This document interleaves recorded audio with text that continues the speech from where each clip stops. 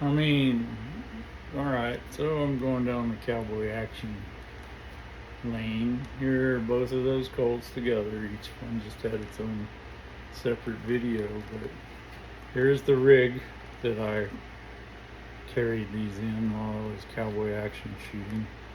See my shotgun shell holder to load my 97.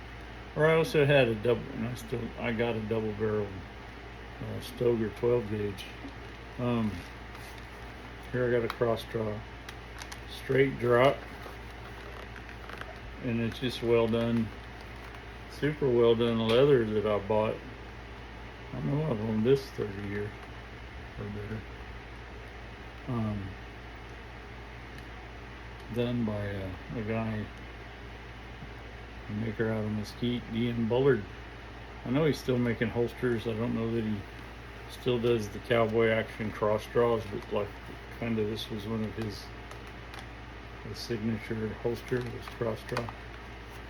Right, nice rig, great leather, held up well over the years.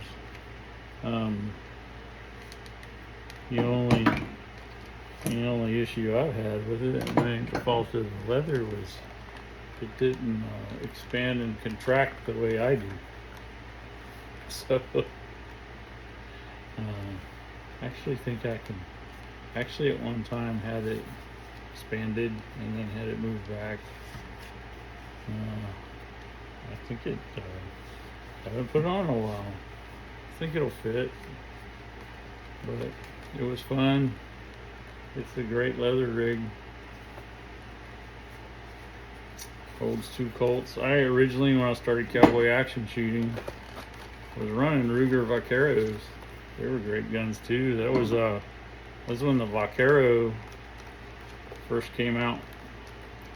They were a little bit more circumference on them than the Colts, which was great, which was fine. They can handle a really heavy load.